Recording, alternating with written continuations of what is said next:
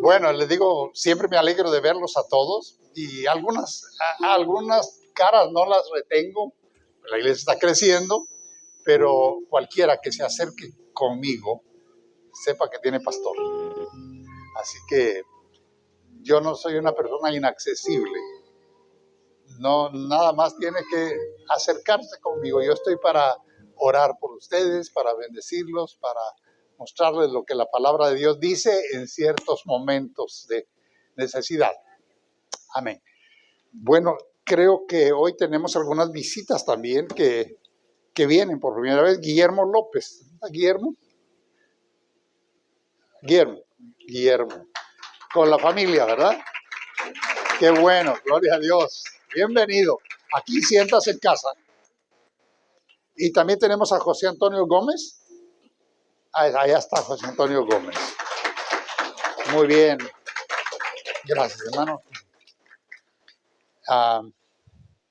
Nos alegramos mucho de que estén aquí en casa y este es un buen lugar para crecer y ser fortalecidos en el conocimiento de la verdad bíblica. Aquí no vendemos bendiciones, enseñamos la palabra que bendice.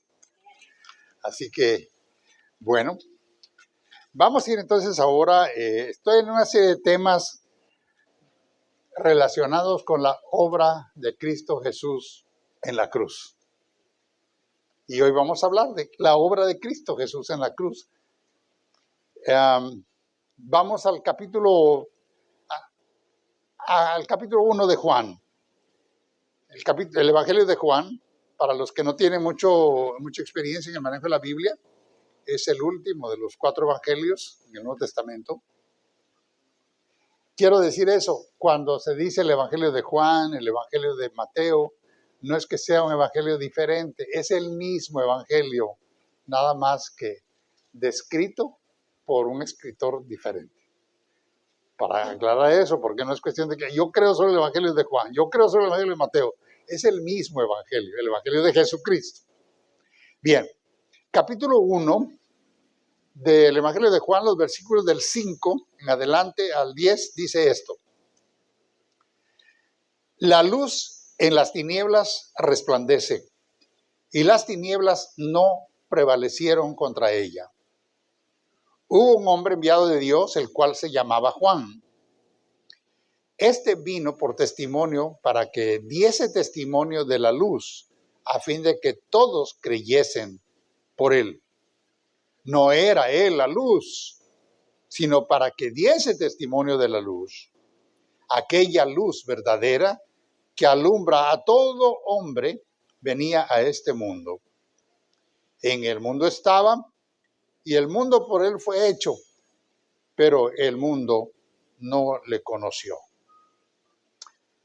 Dejamos aquí la lectura. ¿Usted cree que le va a bendecir esta palabra? Ponga su Biblia en alto. Dígalo conmigo. Señor, mi Dios, esta Biblia es tu palabra. Es la revelación tuya a los hombres. Por ella te conocí. Ahora soy salvo. Mi vida ha cambiado. Soy nueva criatura.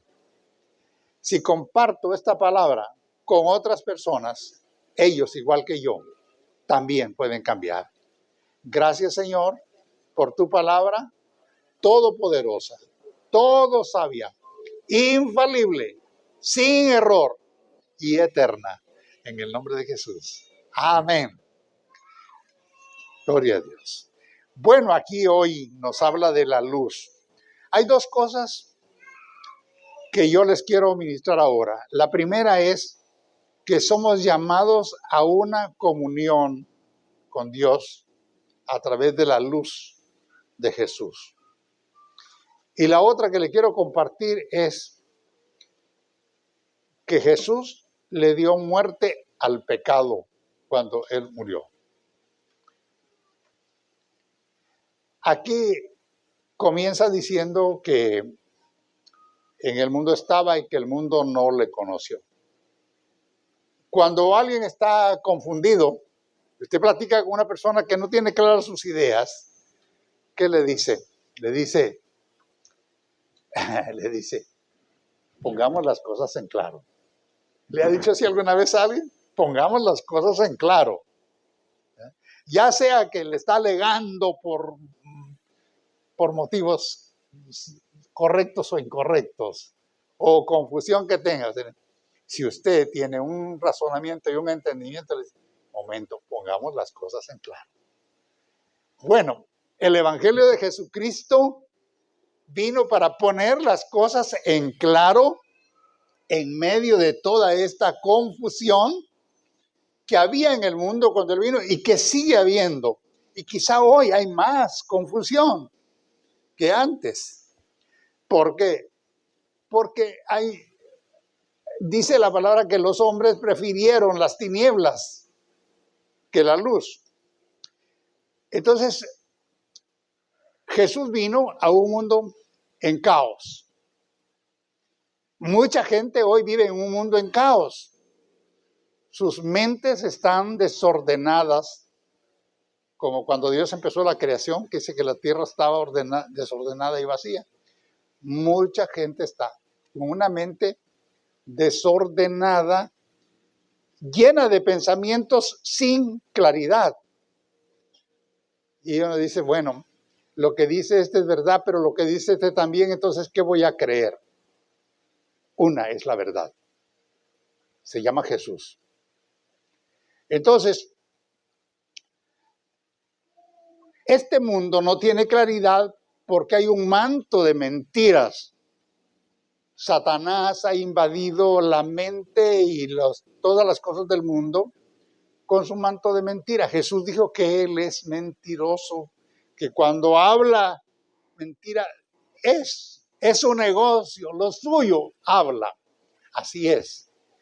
Entonces, para tener claridad en el plan de Dios, para cada ser humano, hay que conocer a aquel de quien Juan el Bautista dijo, aquella luz verdadera vino al mundo. ¿Quién es la luz verdadera? Cristo Jesús. Entonces tenemos primero que somos llamados con Cristo a una vida de comunión con Él. El versículo 9 de este capítulo que leímos dice que aquella luz verdadera que alumbra a todo hombre venía a este mundo.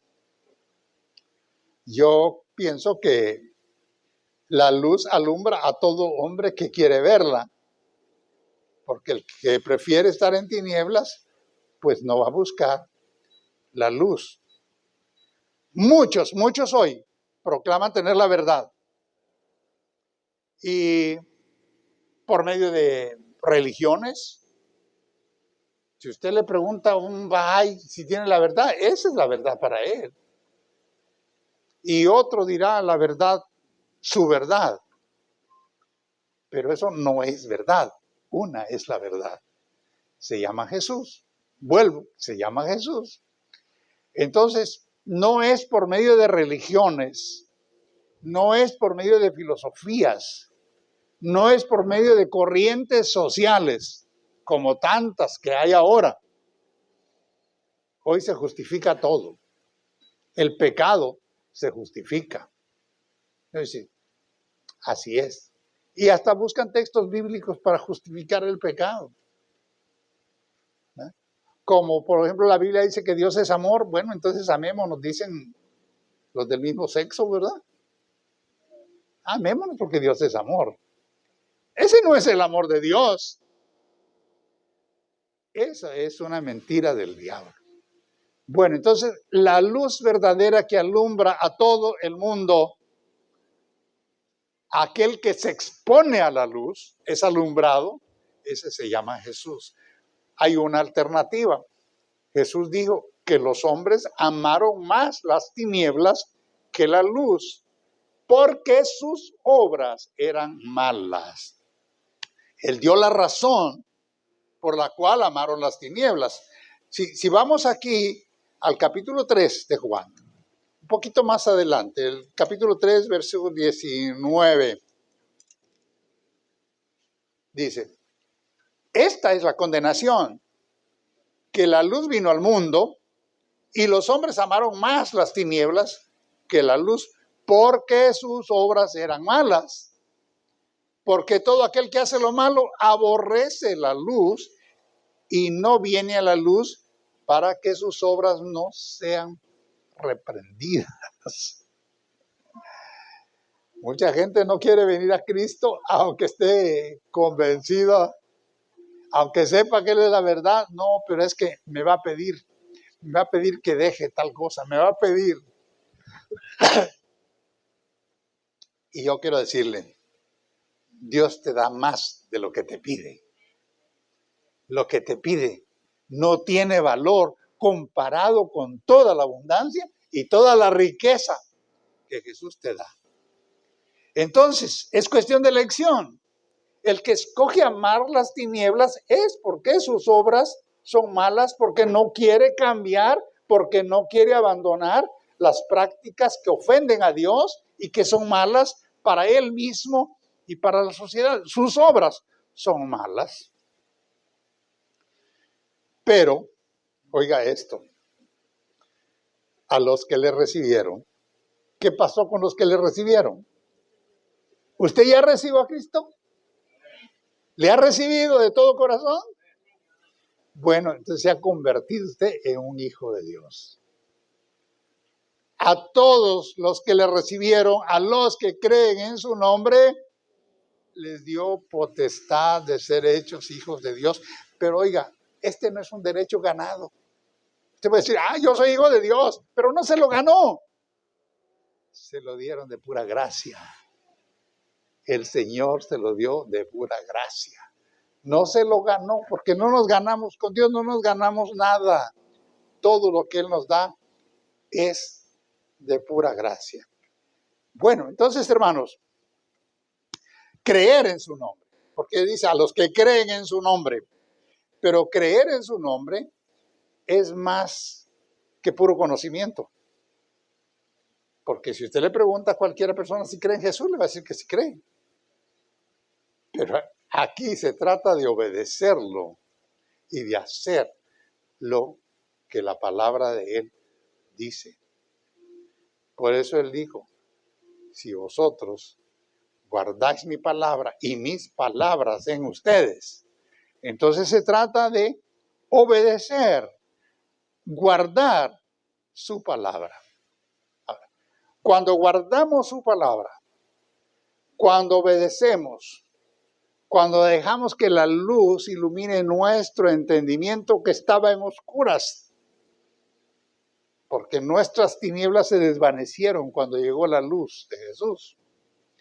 ¿Qué pasa entonces? Somos participantes de Cristo.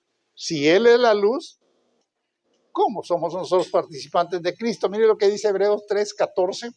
Lo tenemos allí. ¿Me lo proyectan, por favor?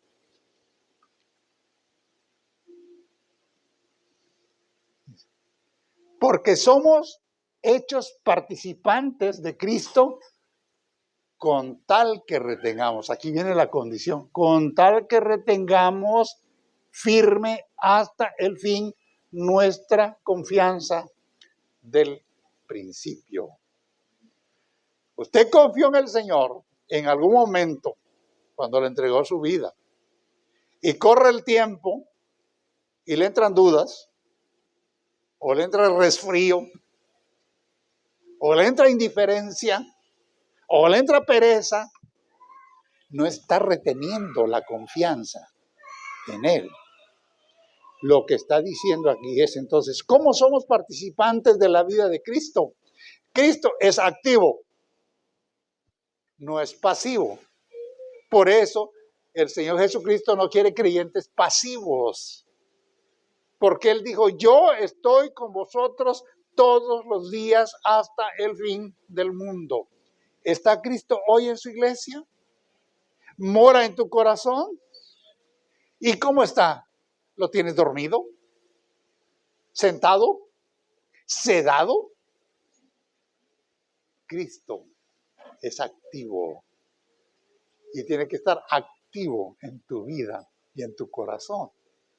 Y cuando Cristo está activo en tu vida, en tu corazón, vas a hacer las cosas que Cristo hace, vas a ser participante con Él de lo que Cristo es y de lo que Cristo hace. Somos participantes. Entonces, no podemos poner nuestra confianza en el Señor temporalmente. Si yo confié en el Señor cuando estaba enfermo, yo confié en el Señor cuando estaba sin trabajo, yo confié en el Señor cuando tenía malas relaciones con mi familia. Sí, ¿y ahora qué? Esa intervención de Jesús en tu vida cuando estabas en crisis o en necesidad debe ser una experiencia de cada día. Tu confianza debe estar renovada cada día. Por eso dice el salmista, en Él confió mi corazón y fui ayudado, porque nuestra confianza no es temporal, no es para mientras, no es mientras salgo de este apuro. Voy a buscar a Dios mientras salgo de este apuro. No, hermano, busca a Dios siempre, todo el tiempo. Estés en bonanza, estés en crisis, estés en necesidad, busca a Dios. Entonces, Dios, el Padre, nos ha llamado a tener comunión con su Hijo Jesucristo. Colosenses 1:9. Miremos qué dice. Dice, por lo cual también nosotros, desde el día que lo oímos, no cesamos de orar por vosotros y de pedir que seáis llenos del conocimiento de su voluntad en toda sabiduría y en toda inteligencia espiritual. Qué dicha la de los colosenses que tenían un intercesor, Pablo, que no solo oraba por salud, que no solo oraba por sus necesidades, que Dios te dé trabajo, que Dios te dé salud, que Dios cambie tu condición. No, dice, no ceso de orar por ustedes para que sean llenos del conocimiento.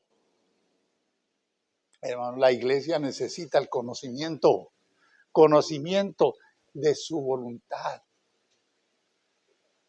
Y luego de la sabiduría que Dios da y de la inteligencia espiritual. Hoy se habla mucho de la inteligencia artificial. ¿La inteligencia qué? Artificial, ¿verdad? La inteligencia. Esa no es la inteligencia que Dios te da. La inteligencia que Dios te da te llega aquí. Da la capacidad espiritual de discernir, de entender. Ustedes ven un robot, por bonito que parezca, o una muchacha presentadora de noticias que es un robot, pero no tiene la capacidad de pensar. Está reproduciendo lo que le dicen, lo que le pusieron, lo que le metieron adentro. Pero a nosotros el Señor nos ha dado un entendimiento, una inteligencia espiritual para discernir en el mundo espiritual qué te hace daño, cuáles son los peligros, hacia dónde vas y cuál es la vida eterna.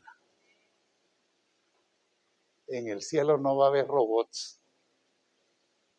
No. En el cielo va a haber gente redimida como tú y como yo. Bueno, entonces, Dios nos ha llamado a tener comunión con su Hijo Jesucristo. ¿Y qué es tener comunión? Es estar de acuerdo. Cuando aquí en la iglesia los hermanos tenemos comunión entre nosotros, es porque tenemos armonía y tenemos acuerdo. Si alguien está en desacuerdo, dice, no, pues ahí no me gusta porque lo que hacen no me gusta, no tiene comunión. Pero cuando estamos en una línea, en lo que enseñamos, en lo que predicamos, en lo que creemos, en el amor de Dios, todo, tenemos comunión. Bueno, y tenemos comunión con Cristo, dice. ¿Qué significa tener comunión con Cristo? ¿Qué significa? Es estar unidos a Él en lo que Él es. Bien, si Dios es luz, ¿nosotros qué somos? ¿Candiles apagados? Jesús dijo, vosotros sois la luz del mundo. Y una luz no se pone debajo de la cama ni debajo de la mesa. Se pone en alto para que alumbre a todos los que están en casa. Somos la luz del mundo porque Jesús es la luz del mundo. Eso es comunión con Él. Dios es santo. Ya la puso difícil. Él dice, sed santos porque yo soy santo. Entonces la santidad es un vínculo de comunión con Dios. No vas a estar en buenos términos con Dios si tu corazón está sucio. Si tus acciones son pecaminosas, no vas a tener comunión con Dios. ¿Y cómo tenemos comunión con Jesucristo? Dios es amor. Es amor. Pero el amor de Dios no es como el amor del mundo. Lo que el mundo llama amor, el mundo le llama amor al sexo. El mundo le llama amor a cualquier sentimiento. No, el amor de Dios es superior, es por encima de todo eso. Es un amor que no espera de ti nada a cambio. El amor de Dios solo espera que le adoremos, que le amemos como una acción de gratitud por lo que Él ha hecho en nosotros.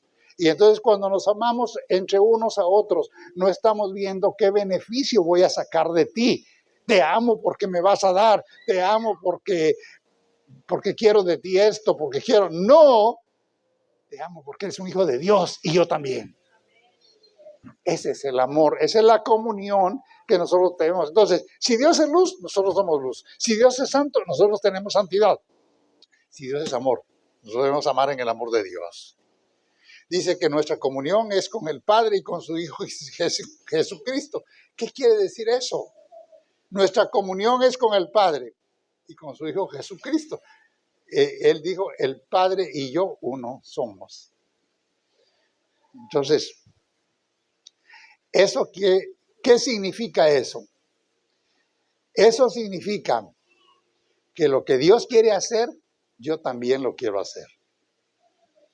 Tome nota de eso, porque a veces queremos hacer cosas que Dios no hace y no están en su proyecto. Si nosotros tenemos comunión con Dios, queremos hacer las obras que Dios hace. Si Dios quiere que nadie se pierda, nosotros sí podemos decirle que el maligno se vaya al infierno. No. Dios dice que no quiere que ninguno se pierda, sino que todos procedan al arrepentimiento. Nosotros, si estamos en comunión con Dios, debemos querer lo mismo. Que nadie se pierda, que todos procedan al arrepentimiento. Nosotros no somos llamados a calificar la cantidad de pecado y la maldad de la gente. Nosotros somos llamados a pregonar un mensaje de esperanza y de fe y de perdón. Si el Señor perdona, nosotros debemos proclamar un mensaje de perdón para la gente. No es cuestión de que este es tan malo que no perdona a Dios. Dios perdona. Entonces, eso significa que si Jesús vino a libertar a los cautivos, nosotros también debemos de promover que las ataduras que el diablo ha puesto en la gente sean rotas, quebradas, para que la gente viva en libertad.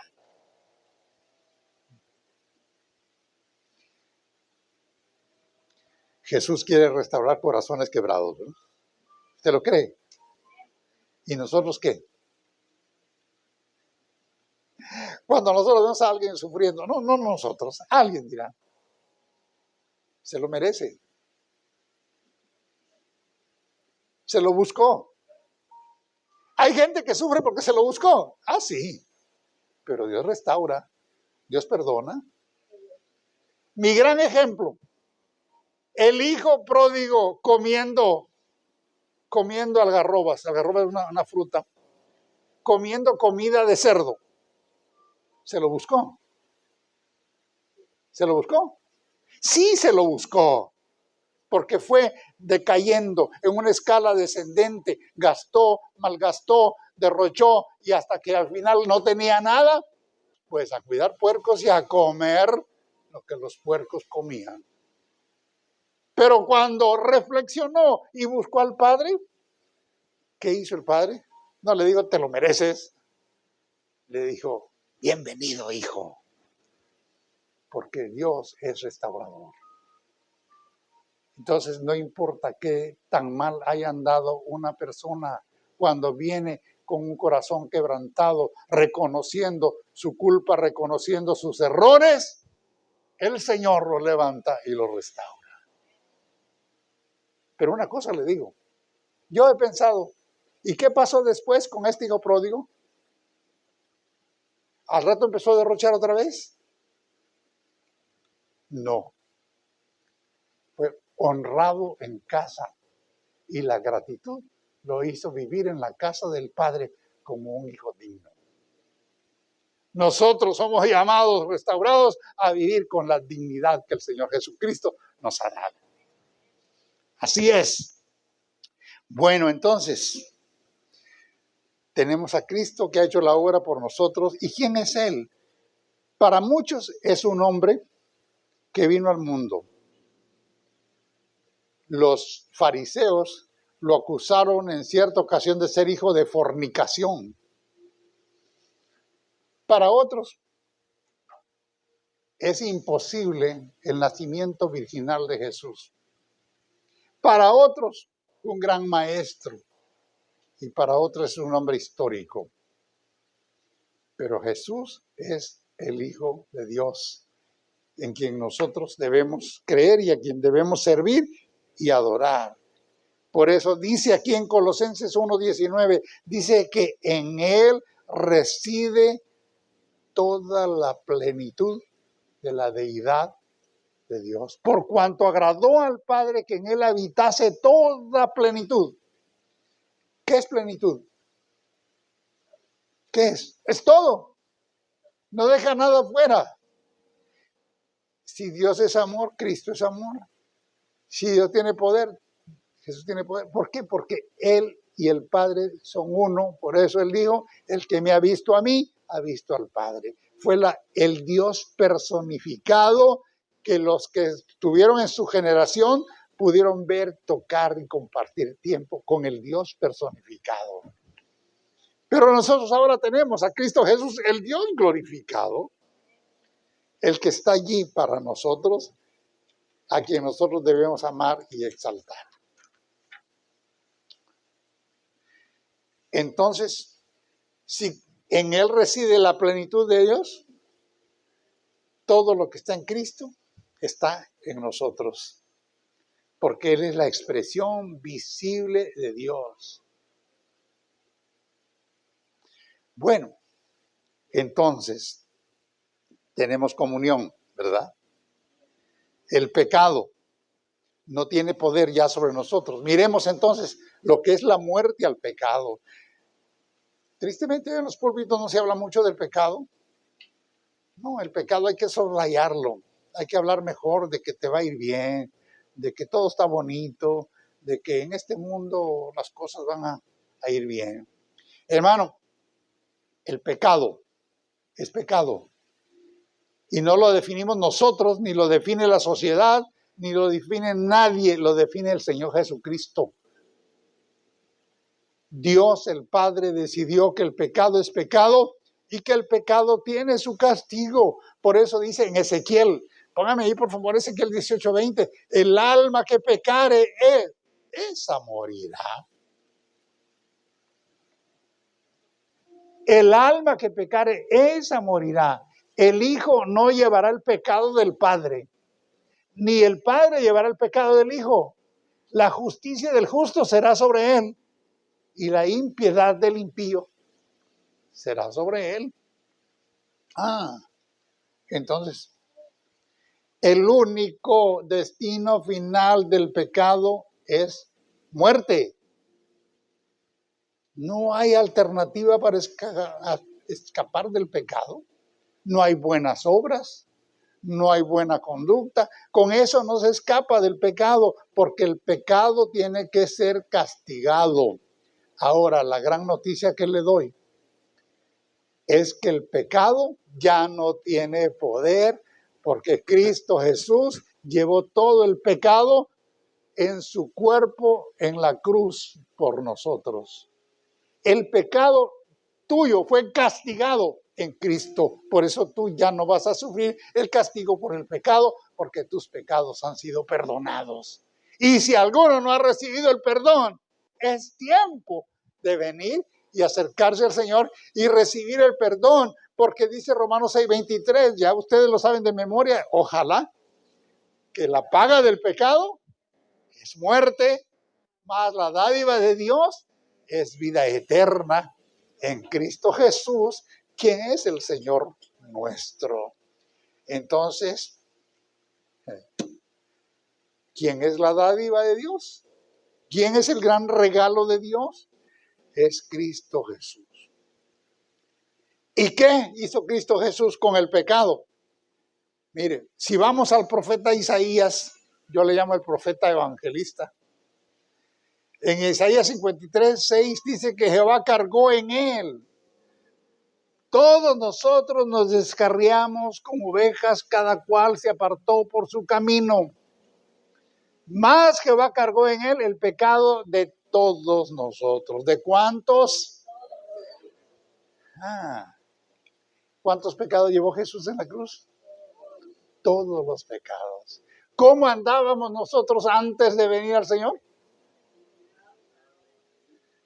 Descarriados.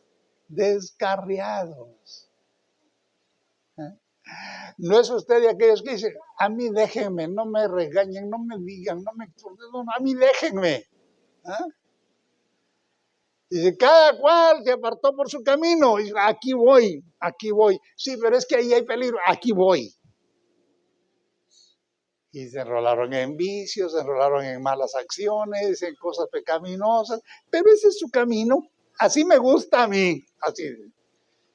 Pero cuando venimos a Cristo, el pecado tuyo, el pecado de todos nosotros fue cargado sobre Jesús en la cruz. Por eso dice, Él llevó el pecado de todos nosotros. Cada quien había escogido su camino. Entonces, Cristo Jesús murió por el pecado. El apóstol Pedro, en la primera carta del apóstol Pedro, 3:18, dice que el justo murió por los injustos.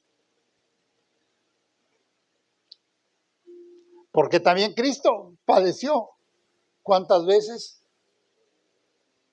Una vez por los pecados. Él siendo justo, ¿por quiénes? Por los injustos. ¿Cómo éramos nosotros? ¿Para llevarnos a dónde? A Dios. Siendo a la verdad muertos en la carne, pero vivificados en el Espíritu. Nuestra naturaleza carnal tiene que morir un día. Nuestra vida terrenal se acaba, pero nuestro espíritu tiene eternidad con Cristo. ¿Está consciente de ello? ¿Usted sabe que usted nació para la eternidad? Una vez que usted ha salido del vientre de su madre, no tiene retroceso, tiene eternidad. Pero cuando usted decide, cuando sus razonamientos, cuando su conciencia le dice, usted escoge el camino, escoge las tinieblas porque sus obras son malas, o escoge el camino de la vida, quien es el camino, la verdad y la vida. ¿Cómo somos redimidos? El apóstol Pedro dice que no es con plata, que no es con oro, sino con la preciosa sangre. Ahí estamos en la primera carta de Pedro, el verso 1:18 dice, sabiendo que fuisteis rescatados de vuestra vana manera de vivir. ¿De dónde fue rescatado? De la vana manera de vivir, la cual, ¿de dónde venía? Por herencia de nuestros padres. Pero ¿cómo fuimos rescatados? No con cosas corruptibles, no con oro, no con plata, no con sacrificios, no con rituales, no con buenas obras, sino con la preciosa sangre de Cristo, como de un cordero sin mancha y sin contaminación. Él es el sacrificio perfecto por nuestros pecados. Lo que estoy diciéndole aquí, lo que quiero que entendamos de una vez es, el pecado ya no tiene poder sobre ti, porque Cristo Jesús lo llevó y le quitó el poder. Llevó todos tus pecados allí. Ahora, pero tienes que vivir en Cristo, porque el que está en Cristo, nueva criatura es. Y las cosas viejas pasaron y aquí todas son hechas nuevas. Entonces tenemos que andar en novedad de vida diferente, ¿verdad? Jehová cargó en él el pecado de todos nosotros. Cristo murió por los pecados, nos redimió con la preciosa sangre de Cristo Jesús. No es con riqueza, no es con recursos humanos. No. Solo la sangre de Cristo Jesús es suficiente por los pecados del mundo. El Cordero de Dios que quita el pecado del mundo. Él llevó todos nuestros pecados en su cuerpo. Todas las maldades, todos los errores, todo lo que tú cometiste fue cargado ya en Jesús para que hoy vivas en libertad del pecado. El pecado ya no tiene poder a menos que a ti te guste mantenerlo. Esa es otra cosa. Entonces la sangre de Jesucristo, su Hijo, nos limpia. ¿De qué nos limpia? De todo pecado. No hay pecado que resista el poder de la sangre de Cristo. Algunas mujeres saben cuando batallan con una mancha en una prenda de vestir. Es que esta mancha no se va, que hay que ponerle mejor detergente, que hay que ponerle algún químico, y no se va, y no se va. Y al final mejor se perdió. Pero en nuestra vida manchada, sucia, por mucha mugre que haya, la sangre de Cristo Jesús nos limpia de todo pecado.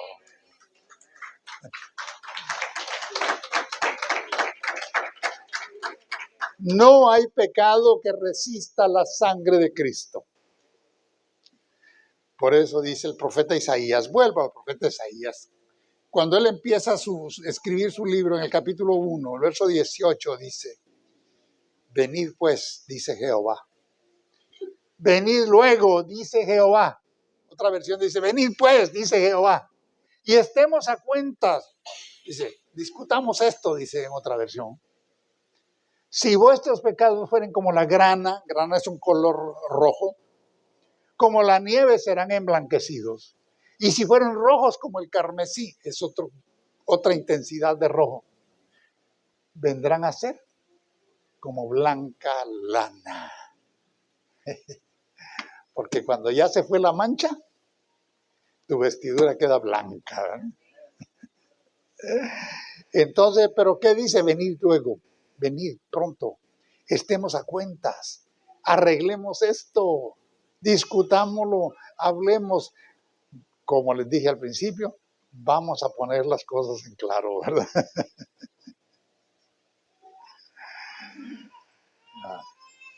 Cuando Jesús murió en la cruz, ahí había dos bandidos, dos ladrones, en sendas cruces, uno a la derecha y otro a la izquierda.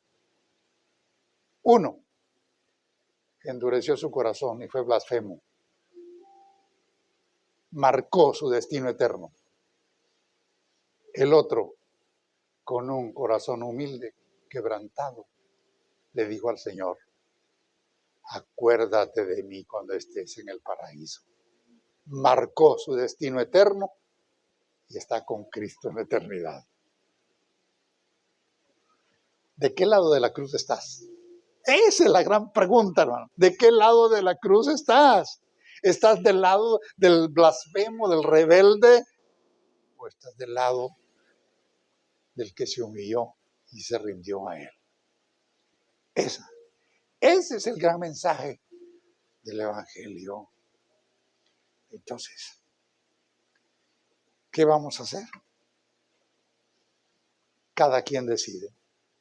Entiendo que los que estamos aquí, la mayoría de nosotros, estamos del lado del que se arrepintió, del que pidió perdón del que rindió su vida al Señor. Yo espero que no haya un corazón endurecido aquí. Pero el Señor dice, he aquí yo estoy a la puerta y llamo. Si alguno oyere mi voz, yo entraré a él. Y estaré con él y cenaré con él. Tendré comunión con él. Compartiré mi mesa. ¿Cuántos quieren compartir la mesa con Jesús? Estar presente en su vida. Vamos a estar de pie.